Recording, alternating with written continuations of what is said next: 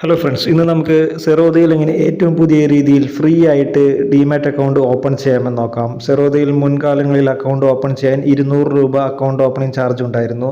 ഇപ്പോൾ നിങ്ങൾക്ക് ഫ്രീ ആയിട്ട് അക്കൗണ്ട് ഓപ്പൺ ചെയ്യാവുന്നതാണ്.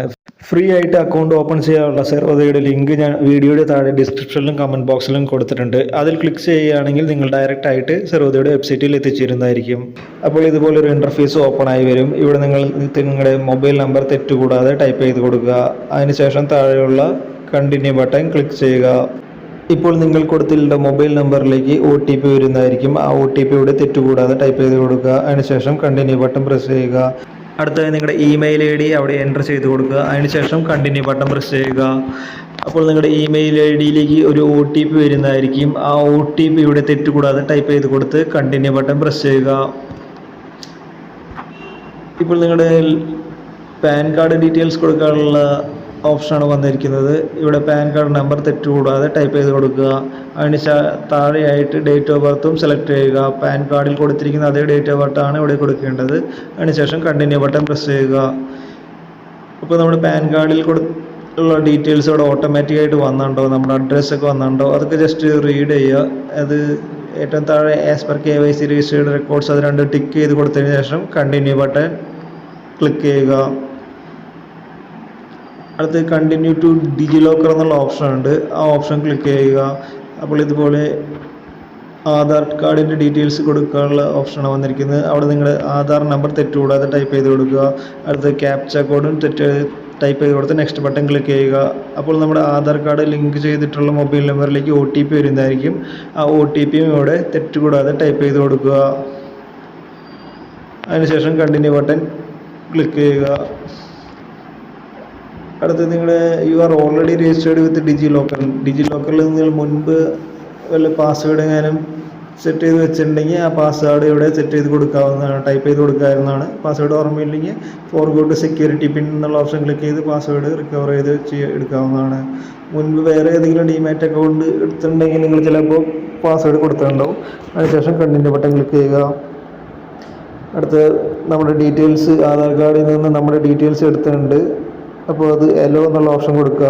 ആ ഡീറ്റെയിൽസ് എല്ലാം ശരിയാണെങ്കിൽ അപ്പോൾ സക്സസ് എന്ന് വന്നിട്ടുണ്ട്. അപ്പോൾ ആധാർ KYC ഡിജി ലോക്കർ ഓക്കെ ആയിട്ടുണ്ട്. അടുത്ത് നിങ്ങളുടെ പേഴ്സണൽ ഡീറ്റെയിൽസ് ആണ്. മാരീഷ്യൽ സ്റ്റാറ്റസ് സിംഗിൾ ആണോ മാരീഡ് ആണോ സെലക്ട് ചെയ്യുക. അടുത്ത parents, father name, mothers name അതെല്ലാം ഫില്ല് ചെയ്യുക.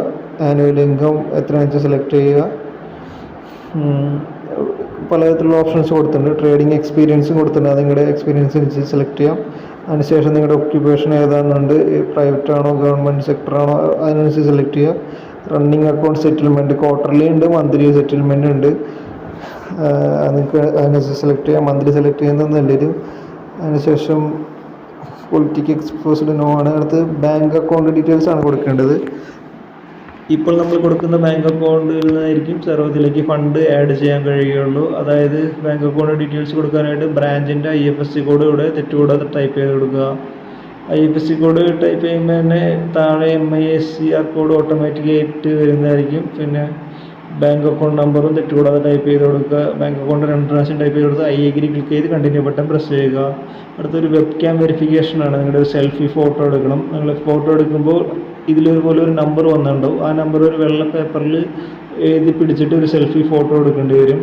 ഇപ്പോൾ 8648 എന്ന് നമ്പർ വന്നിട്ടില്ലേ, അതൊരു വൈറ്റ് പേപ്പറിൽ അതുപോലെ എഴുതി പിടിച്ചിട്ട് ഒരു സെൽഫി ഫോട്ടോ എടുത്ത് അപ്ലോഡ് ചെയ്യുക.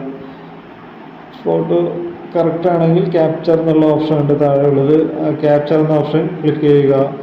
ഈ 8648 അതെപ്പോഴും മാറിക്കൊണ്ടിരിക്കും. നമ്പറുകൾ ഓരോ സമയത്ത് പലതായിട്ട് വരിക. അപ്പോൾ അത് കൺഫേം ചെയ്യുക. അതിനുശേഷം അടുത്ത ഓപ്ഷൻ ഇൻകം പ്രൂഫാണ്.